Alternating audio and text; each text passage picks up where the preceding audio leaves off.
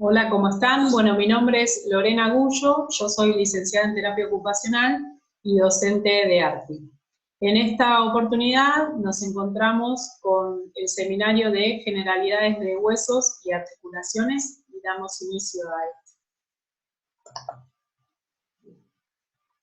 Bueno, el sistema esquelético es uno de los sistemas biológicos del cuerpo. Está compuesto por dos elementos básicamente, lo que son los huesos y cartílagos. Acá vemos una vista del esqueleto en posición anatómica. En la primera imagen está en una vista anterior, en la del medio tenemos una vista lateral y en la última una vista posterior. Como dijimos, el sistema esquelético está compuesto de hueso y cartílago. En esta imagen de un hueso, en este caso del fémur, lo que vemos es un corte donde se puede ver la capa externa o cortical del hueso, que es de tejido compacto, y por dentro una capa interna de tejido óseo esponjoso, ¿sí? También algo que va a estar recubriendo al hueso es el periósteo, es un tejido conjuntivo, rico en vasos. Por aquí van a estar pasando los vasos sanguíneos, linfáticos y nervios. Lo que vemos en celeste, allá por la extremidad, es el cartílago articular, que es el que va a estar articulando en esta oportunidad con el coxal. Bueno, como dijimos, el sistema esquelético estaba conformado por huesos, que recién repasábamos su composición, y cartílago. Cartílago, como repaso de lo que han visto en la primera parte de la materia, antes del primer parcial, teníamos el cartílago hialino, que es el cartílago que forma el cartílago articular, si valga la redundancia. Dentro de estos encontramos cartílagos costales, anillos traqueales, cartílago de la laringe, huesos nasales y cartílago de crecimiento. También teníamos otro tipo de cartílago que es el fibroso, que lo vamos a encontrar en la parte más externa de los discos intervertebrales y también en la sínfisis pubiana. Y por último el cartílago elástico, que lo encontramos en lo que es el pabellón auricular, la trompa auditiva, en la epiglotis y en los cartílagos corniculados y cuneiformes de la laringe. Acá volvemos a tener la vista del esqueleto en posición anatómica. En esta oportunidad lo que está resaltado en dos colores, en verde y en rojo, es las regiones por las que se va a dividir ese esqueleto, ¿sí? Una región media, que es el esqueleto axial, que incluye todo lo que es la línea media, y va cabeza, columna y todos los huesos del tronco. Y por otro lado, lo que vemos en verde es el esqueleto axial, el esqueleto apendicular, que incluye lo que son los miembros superiores e inferiores, ¿sí? Lo que va a hacer el esqueleto axial, el rojo, el del centro, es dar sostén, y por otro lado, proteger órganos importantes, tanto el cráneo como el tórax. Y las funciones que va a tener el esqueleto apendicular de los miembros va a ser principalmente el de movimiento y permitir funciones de relación.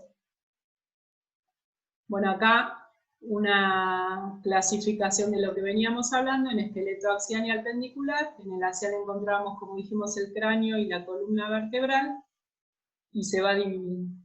Y en el caso del esqueleto apendicular encontramos los miembros superiores e inferiores. Dentro de lo que son los miembros, la parte ósea que une el esqueleto apendicular al axial se la va a llamar cintura.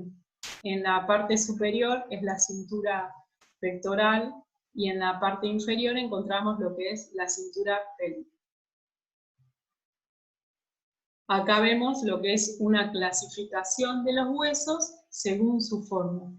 Esa forma va a ser evaluada por la longitud, el espesor o el ancho del hueso. Arrancamos, por ejemplo, con el hueso largo, que vemos ahí, en este caso es el húmero, en el que su longitud predomina sobre lo que es el espesor y el ancho. En este tipo de huesos, lo que encontramos es una parte central o diáfisis, que es el cuerpo del hueso, y dos extremidades o epífisis. Otro tipo de hueso que encontramos ahí es el hueso corto, donde la longitud, el espesor y el ancho es bastante similar, ¿sí? Un ejemplo de esto, como vemos en la imagen, es un hueso calcáneo del pie. Después tenemos los que son los huesos planos, donde la longitud y el ancho predominan sobre el espesor. Y ejemplo de esto es el omóplato o escápula. Y después tenemos los que son los huesos irregulares, donde no se puede evaluar por la longitud, espesor o el ancho, por la irregularidad de su forma. Y un ejemplo de esto es, por ejemplo, una vértebra. Estos huesos, a su vez, van a tener lo que se llaman accidentes o reparos o detalles óseos, ¿sí? Estos accidentes van a estar ejemplificados en depresiones o orificios, en apófisis, proyecciones, excrescencias, alianzas. Todas estas cuestiones o estos detalles en realidad se van a estar dando por la acción de fuerzas, ya sea ligamentosas, tendinosas, o por la presión de que pase una arteria, un nervio o un músculo, ¿sí? Estos accidentes nos van a dar dos tipos, lo que son las salientes articulares y las salientes extraarticulares. Por supuesto que las articulares van a estar dentro de la articulación y las extraarticulares van a estar alrededor de la o por fuera. El sistema articular, que compone lo que es el hueso con articulación de hueso o el hueso con articulación de cartílago, lo vamos a encontrar clasificado según dos cuestiones, según su estructura o según su función. Según la clasificación funcional de las articulaciones, vamos a encontrarlas como articulaciones muy móviles, que serían las diartrosis, la última opción que vemos en la primera columna, articulaciones semimóviles, que serían las anfiartrosis, o articulaciones inmóviles, que son las sinartrosis. Ejemplo de las diartrosis podría ser la articulación escápulo-humeral, o sea, la del hombro, que tiene gran libertad y mucho movimiento. Un ejemplo de anfiartrosis podría ser la articulación entre vértebras, entre los cuerpos vertebrales, que tienen un pequeño movimiento. Y la sinartrosis, un ejemplo podría ser la articulación de hueso con hueso, como es en el caso de los huesos del cráneo. ¿Sí? Y después dijimos que tenemos también lo que es la clasificación estructural, que va a estar dada por cómo se unen esos huesos. Entonces vamos a tener una opción de hueso a hueso, que sería la clasificación ósea.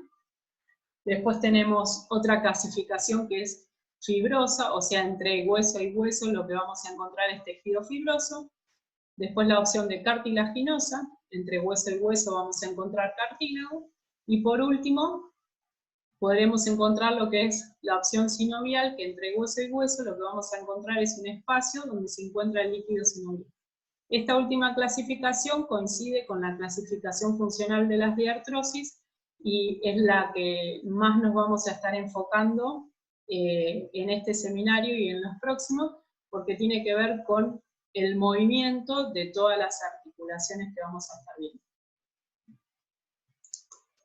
Bueno, dentro de los movimientos de estas articulaciones que nombrábamos, vamos a encontrar articulaciones uniaxiales, biaxiales y triaxiales. ¿A qué hace referencia esto? Que según la estructura de esa articulación va a tener un eje que la atraviesa, dos ejes que la atraviesa, o tres o más ejes que la atraviesa. Como habían visto en el práctico anterior, los ejes y los planos están relacionados y son los que nos van a ir permitiendo distintos movimientos. Acá tenemos un ejemplo de una articulación sinovial, seguimos dentro de las diartrosis, y lo que vemos es una articulación donde hay un espacio entre hueso y hueso, lo que decíamos, con un líquido sinovial que va a permitir y mejorar la movilidad y la lubricación de esa articulación. Vemos en los extremos de esos huesos lo que es el cartílago articular, en color azul. También encontramos el refuerzo de esa articulación a través de cartílagos, cápsulas articulares, ligamentos. Puede haber, como en el caso de la imagen que vemos a la derecha, la presencia de meniscos o discos interarticulares que mejoran la congruencia y facilitan así el movimiento.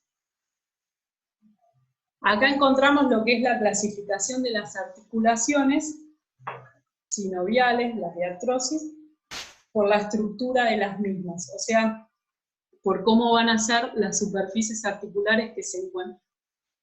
En el caso de la primera opción, en la esferoidea o en artrosis, y es el ejemplo, por ejemplo, de la articulación glenohumeral, ¿sí? De la cavidad glenoidea que encontramos en el omóplato con la cabeza del húmero. Este tipo de articulación va a estar atravesada por 3 ejes de movimiento, que son los que habían visto, que van a permitir movimientos en los 3 planos, en el sagital, frontal y transverso, ¿sí? Después encontramos las articulaciones tipo gínglimo o troclear, donde encontramos una superficie con forma de tróclea y una cavidad que aloja esa tróclea. Ejemplo de este tipo de articulación es la articulación del codo, que se da entre la tróclea del húmero y el cúbito, que recibe y aloja esa tróclea. Este tipo de articulación va a tener movimientos de flexión y extensión. Va a tener un solo grado de libertad de movimiento. Lo que no dije es que la primera opción de clasificación, que era la enartrosis o esferoidea, va a tener 3 grados de libertad de movimiento, porque va a estar atravesado por los 3 ejes que nombramos, y va a tener movimientos de flexión-extensión, aducción-abducción y rotaciones internas y externas. Eso lo hace el hombre. El codo hace flexo-extensión, que es la de troclear o gínglimo. Después tenemos la opción elipsoidea, que es una forma, digamos, de esfera, pero más ovalada, de elipse, y una cavidad que va a alojar esa esfera. Este tipo de articulación está atravesado, como vemos en las imágenes, por 2 ejes de movimiento, lo que nos va a permitir movimientos en flexión y extensión, y también de aducción-aducción. Un ejemplo de esto es, por ejemplo, la articulación condilocarpiana, ¿sí?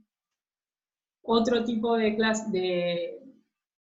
articulación que encontramos es en silla de montar o encaje recíproco, que ahí se cruzan dos superficies articulares cóncavas en un sentido y convexo con la otra, en el otro sentido, que se complementan. Ejemplo de este tipo de articulación es la articulación trapecio-metacarpiana. Es la articulación, digamos, de la base de la columna del pulgar. Y también nos va a permitir movimientos en 2 ejes. Y después tenemos articulaciones de tipo plana o artrodia, que son las que van a permitir un movimiento de desplazamiento, y un ejemplo de esto son las articulaciones intercarpianas, de los huesos del carpo entre sí, que son pequeños huesos con superficies articulares planas, que lo que hacen es permitir pequeños movimientos de desplazamiento que en su conjunto van a permitir, por ejemplo, la curvatura o el túnel carpiano de la misma. Y después tenemos lo que es la articulación trocoide o en pivote, que es una articulación con una superficie cilíndrica que gira en su propio eje sobre otra articulación que la aloja.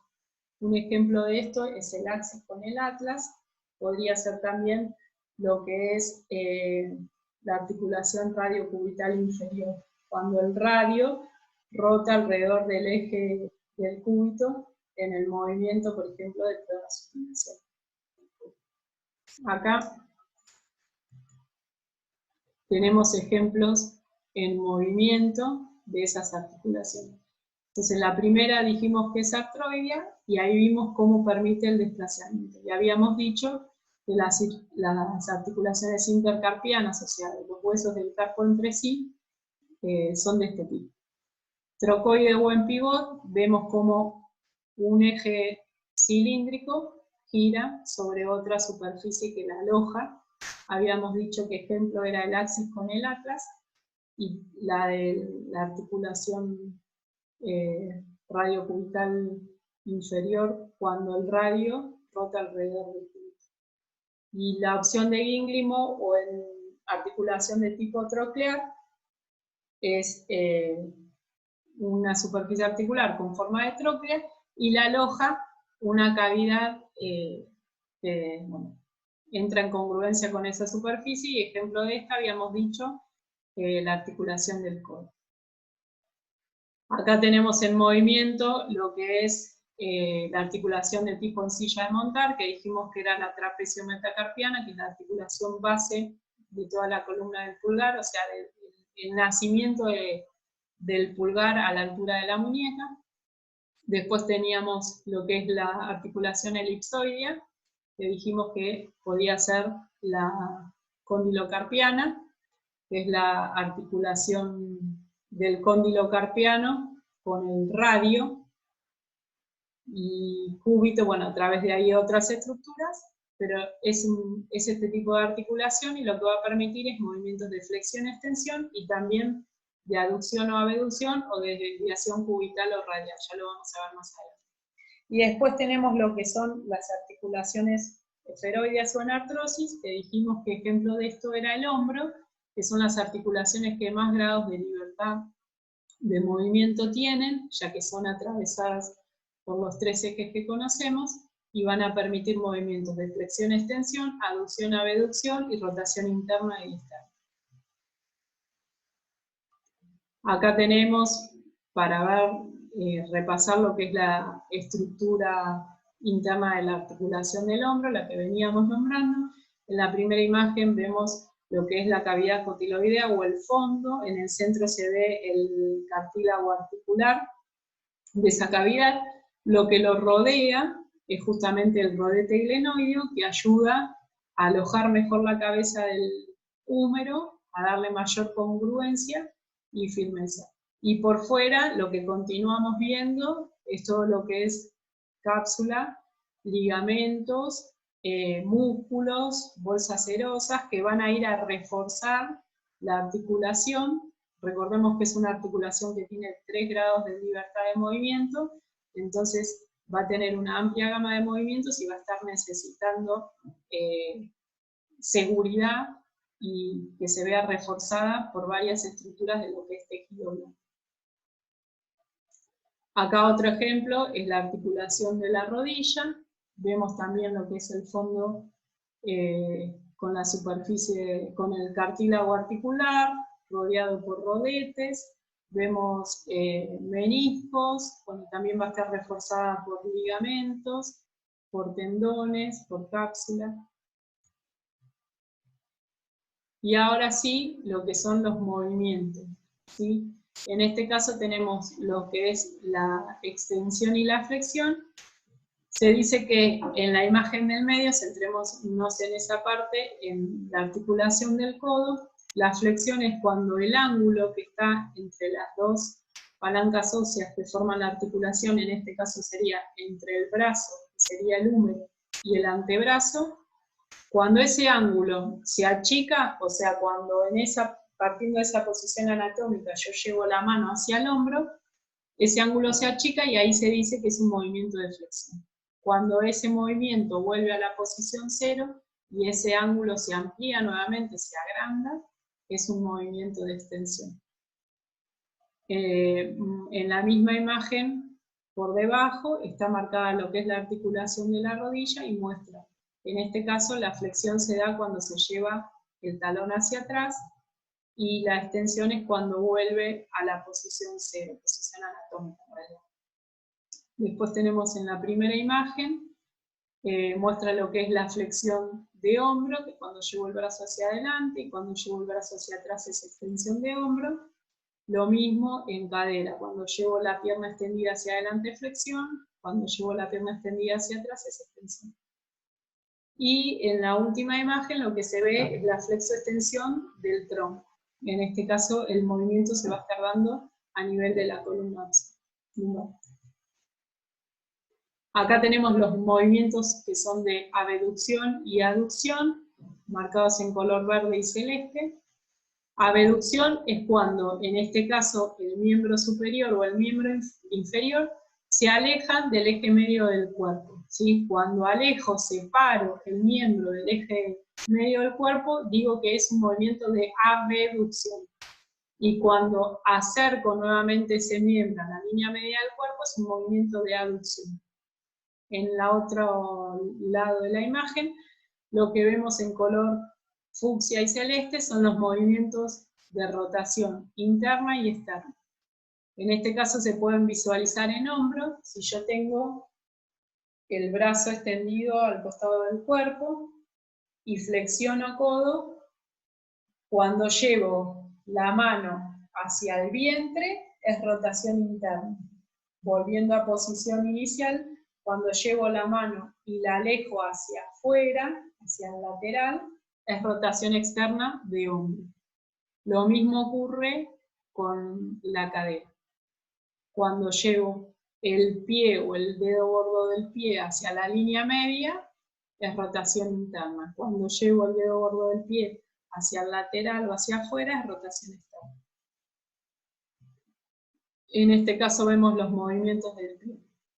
Se llama flexión dorsal cuando llevo el dorso del pie o los dedos que se acerquen con la pierna, y es flexión plantar cuando me pondría como en posición de puntas de pie. Y eversión e inversión es inversión cuando llevo, digamos, el dedo gordo hacia adentro, y es eversión cuando intento alejarlo hacia afuera. Y el último movimiento que muestra, que es el de circunducción, en realidad es una seguidilla de movimientos de flexión, abducción, extensión y aducción, que lo pueden realizar las articulaciones que tienen 3 grados de libertad, como es en el caso del hombro o la cadera. En este ejemplo, lo que intentamos que ustedes vean y analicen es la posición de las 3 articulaciones del miembro superior más importantes, o por ejemplo, hombro, codo y muñeca, en el movimiento en que nace el lanzamiento hacia el área, ¿sí? Acá vemos otra imagen, bueno, sería como ese primer momento en que está preparado con la pelota para lanzar. Entonces ahí, la articulación del hombro está representada por la primer figura esquemática. Se trata de una articulación esferoidea o en artrosis, tiene los 3 grados de libertad que dijimos, porque permite movimientos de flexión, extensión, abducción, aducción y rotación interna y externa, y en ese momento cuando va a lanzar se encuentra con un hombro en flexión. En la imagen esquemática de abajo, lo que representaría es la articulación del codo, que es una articulación troqulear, que dijimos que tiene un grado de libertad que va a permitir movimientos de flexión y extensión. Y en este caso, cuando la persona se está preparando para lanzar la pelota, tiene codo en flexión. Y la imagen esquemática que queda del otro lado sola representaría lo que es la articulación de la muñeca, que es una articulación de tipo condilla, que permite movimientos de flexión, extensión y de aducción o abducción, y en este caso también se encontraría en un movimiento de flexión y extensión al lanzar la pelota. Por último, vamos a hablar un poco de lo que son los tipos de contracción muscular en relación a los movimientos, ¿sí? Tenemos 2 tipos de contracción que son isométricas e isotónicas. Le llamamos contracción isométrica a la contracción muscular, pero que sirve para mantener una postura. Por ejemplo, en esa primera imagen vemos que la persona está con el codo flexionado, sosteniendo una pesa en su mano. Si yo sostengo esa pesa y la mantengo en esa posición, lo que estoy haciendo es una contracción muscular de tipo isométrica, o sea que la fibra muscular no se alarga ni se acorta, se mantiene en esa posición. Iso significa igual y métrica medida, entonces un tipo de contracción isométrica, se mantiene en la misma medida la fibra muscular. En contraposición encontramos lo que es la contracción isotónica. Ahí tenemos la misma persona que sostiene la pesa en su mano, pero no solo llega a la flexión de codo, sino también que acerca la pesa hasta el hombro y vuelve al punto inicial. En este caso tenemos lo que son las contracciones isotónicas.